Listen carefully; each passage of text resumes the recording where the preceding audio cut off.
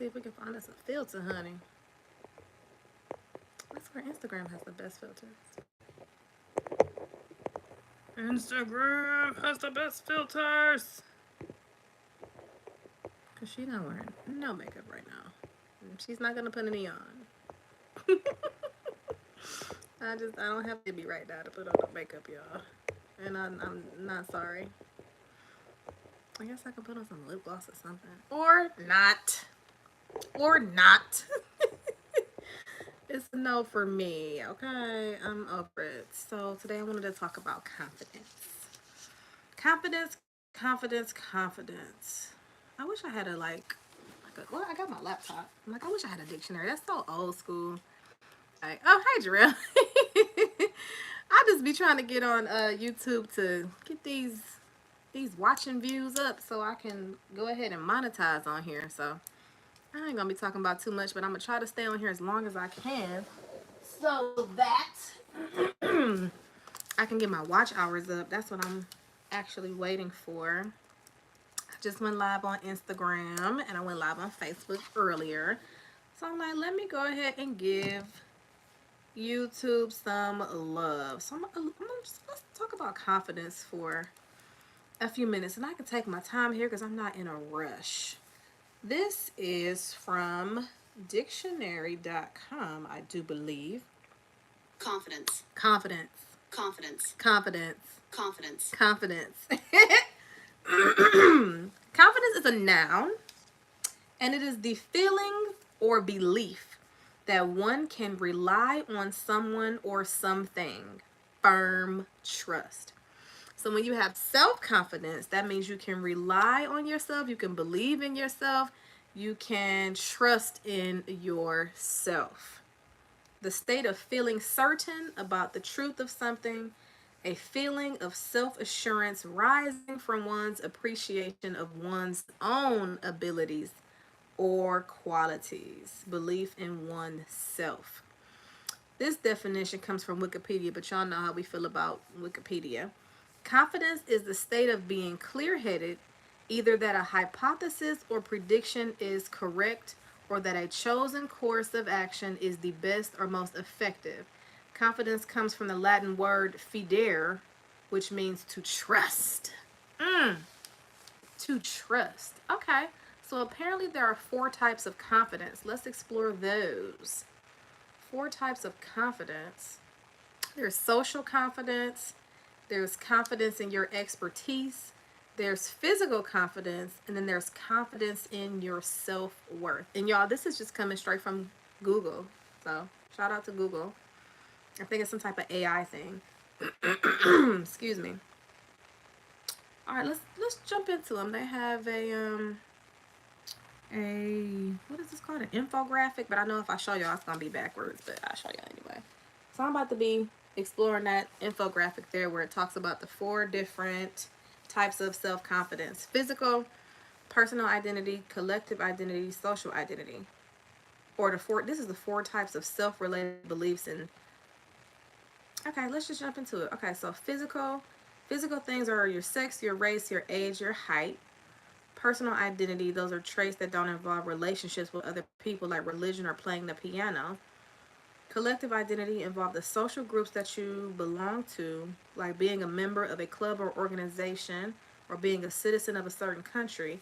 Social identity, traits that involve relationships with other people, like being a friend of someone's or a husband or wife. Interesting. Let's see here. This comes from Noeline Carabo. 4 types of confidence you need to excel in life. Social confidence. You need confidence in your expertise, physical confidence, and confidence in your self-worth. Let's go through these.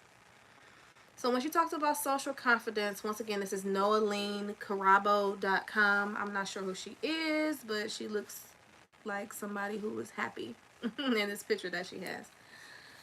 Here are some good ways to improve social confidence, Noeline says. Dress for success. Agreed. Engage in conversation. People notice how much you talk to them. If you're constantly avoiding conversation, it can show a lack of confidence. Ooh, this is good. If you engage in conversation with others, even if it's brief, it can add up. It can up your confidence in the way you're viewed. Start by making small talk and walk your way up to deeper conversations. Get rid of self-deprecating language. Agreed. Many people who lack confidence will say things like, sorry for bothering you, or I'm not good at this. Instead, switch out self-deprecating phrases for, I lost my page. Okay, many people who lack confidence will say things like, sorry for bothering you, or I'm not that good at this. Instead, switch out self-deprecating phrases for more confident ones. Instead of sorry to bother you, say thank you for taking the time. Instead of I'm not that good at this, say to the best of my knowledge. Switching the way you talk about yourself can show you have confidence in who you are. Confidence in your expertise. The best way to work on your confidence in your expertise is to keep learning and be willing to let people correct you if you're wrong. Don't shy away from helpful advice or the chance to learn something new. Physical confidence, positive affirmations, y'all. It's a reason why everybody keeps talking about these positive affirmations. There's a reason. It also says workout, getting fit, of course, and updating your wardrobe. Try wearing clothes that are comfortable and make you feel good about yourself. This is good stuff. I agree with all this. And finally, confidence in your self-worth, forgiving yourself, encouraging yourself, and keeping a gratitude journal. This is very nice. I like that. 10 little habits to improve your days. Let's talk about that. This is, again, Noeline Carapo. I like her. I should probably follow her. All right, she says 10 little things, 10 little habits to improve your days. The first one is read more books. Oh, where's that book I'm reading, y'all? Because I literally just finished this book. This book was really good. And I know you can't see it because it's backwards, but it's The Secrets of the Millionaire Mind. And it's like 17 ways to get your financial health in order, or like to build your financial wealth. This was so good. And the next one I'm reading, I think it's in the other room, but it's called The $1 Million Business. And it's all about like solopreneurs, because like a lot of us are solopreneurs. A lot of us don't really want to hire anybody right now. It's hard hiring people. So a lot of us are solopreneurs, but you can still have a $1 million business with it just being you, and you may be outsourcing or contracting work, but not necessarily having a whole team of people to help you with your business. I feel like my lips are dry. I can't stand a dry lip, y'all. Okay. So yeah, we all about just learning right now. Let's just learn. There's nothing wrong with learning. Y'all don't ask me about this lip gloss. I don't know. I'm not the makeup lady.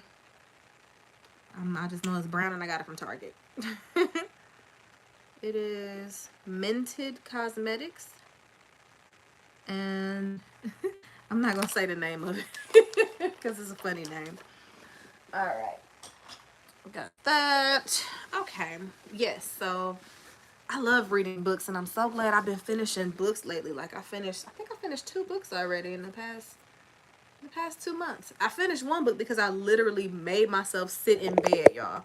Like I literally made myself sit in the bed, and I didn't get out the bed until I finished that book. That was You Are a Bad ASS by Jen Sincero. I love Jen Sincero, and if she ever comes to Houston, honey, I'm gonna go meet her.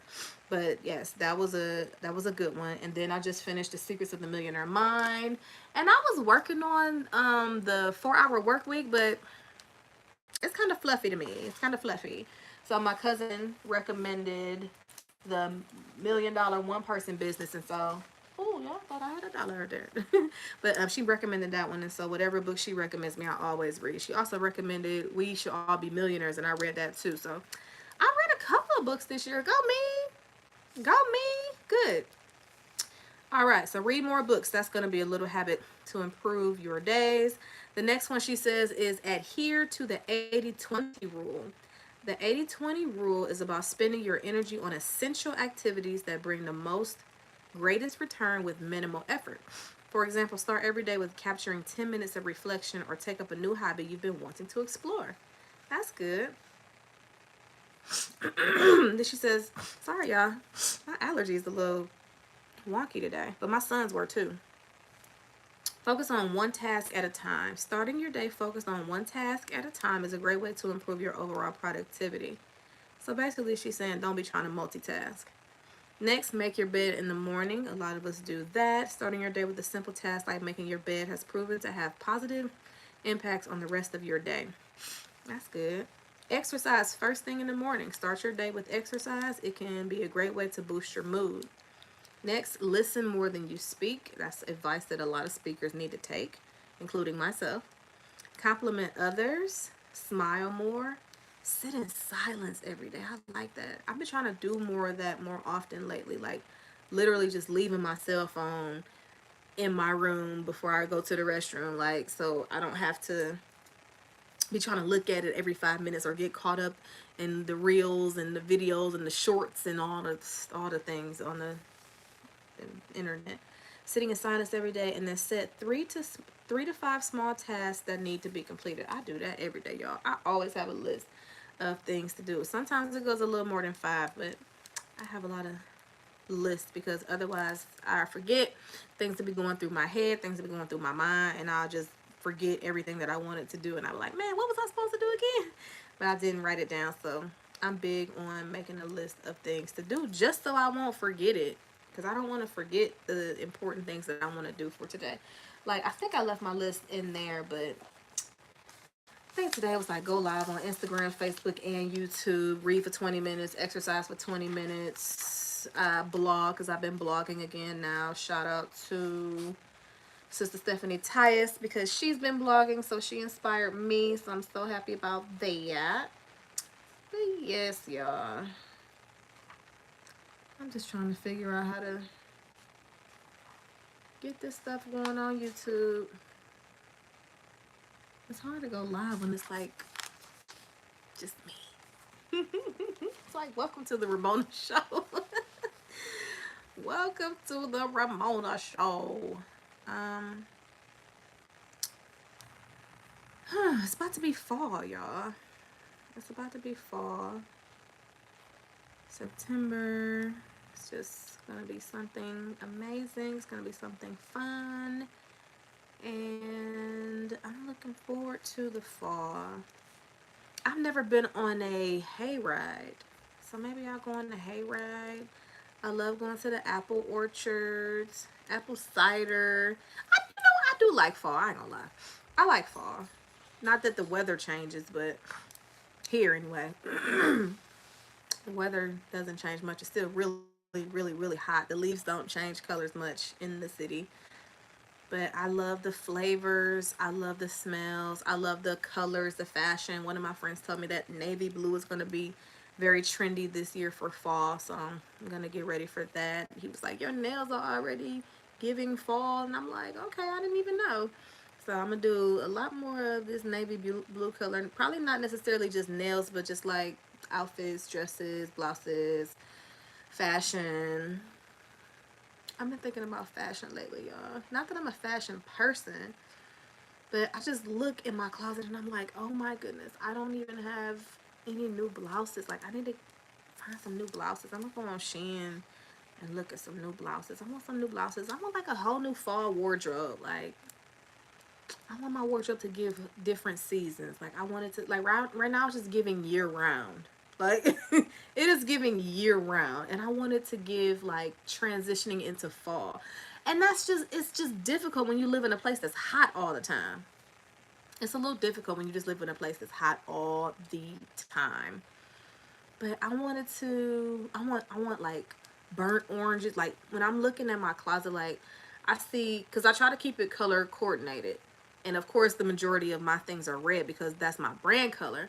But I want the red stuff to be in its own section, and then I want all this section to be like fall. I want the burnt oranges, I want the navies, I want the maroons, I want the cranberries, I want the deep purples. Ah, that's what I'm looking forward to. So I'm gonna go to my blog and I'm gonna share with you guys some things that I previously talked about with confidence, because I feel like a lot of times we try to reinvent the wheel and we really don't have to. I've created so much content that I don't really have to create anything necessarily new because I'm a writer. So over the years, I've written poems and I've written books and I've written essays and I've written journals and I have so much content. And so now I just want to share. Oh, this is a good one. 5 Tips for Building Self-Trust by yours truly, Ramona J. Smith. I wrote this June 2nd, 2018. Where was I June 2nd, 2000? I was in Houston. I'm going to go from 5, 4, 3, 2, 1. So number 5 for tips for building self-trust. Number 5 is similar to what the lady said who I was reading earlier. Forgive yourself. Forgive yourself. And I write, can you trust someone who mistreated you, lied to you, or made poor choices without your best interest in mind? Maybe. But it would take some time to rebuild that trust. The same goes for the relationship that you have with yourself. The definition of trust is firm belief in the reliability, ability, strength, and truth in someone or something. You have to forgive yourself and start to rebuild the trust that you have in you. That's good. Number 4, determine who you want to be. This is 5 tips for building self-trust. Determine who you want to be.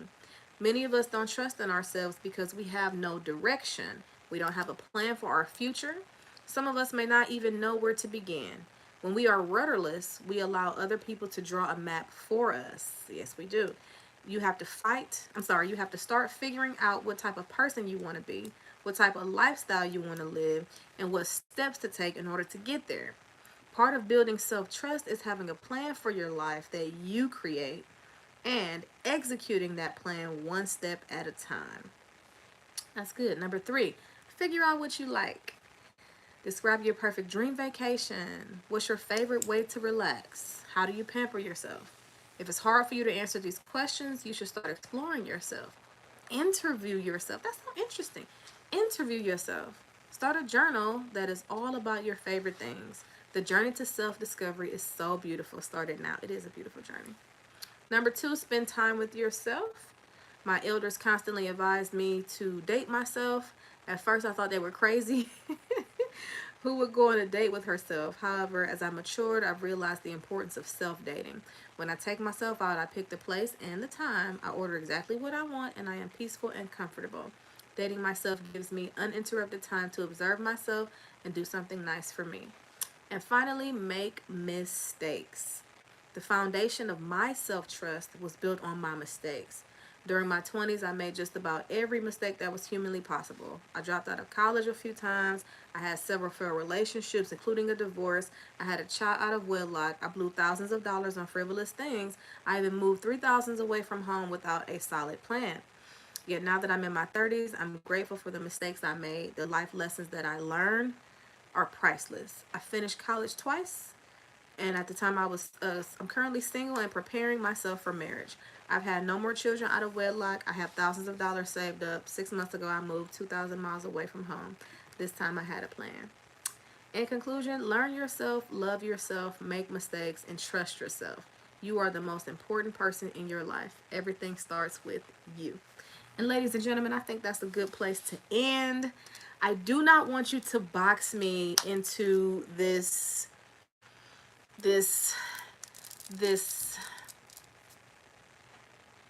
person that is just a world champion of public speaking. That is just one piece of me. My purpose is much larger than public speaking or giving some type of rehearsed speech. Like, I want to help people rebuild themselves and to change their lives and to change their souls and to change the way they look about themselves and the way they look and feel about themselves. I don't want to just be on here giving public speaking advice all the time, because the way I got to be this amazing public speaker is because of the confidence that I had within myself and the confidence that I built up within myself. So I'm more than just a world champion of public speaking. I'm so big on confidence and self-trust and self-love because it helped me to get to the places where I wanted to be. I would have never became a world champion if I didn't think I was good enough to compete. I would have never competed if I didn't have the confidence within myself to do so. I'd have never became a wife again if I felt like I failed as a wife the first time. I'd have never tried it again. I'd have never went back to school after dropping out all those times if I didn't have the confidence within myself to say, hey, this time we're going to finish and this time we're going to do it. So don't box me into just somebody who can help you give a great speech. Like open up, open up, open up. Open up. But thank you so much for your time. I'm gonna get out of here, and make sure you subscribe. Make sure you go like some of my videos, and I will see y'all in the next one. Bye for now.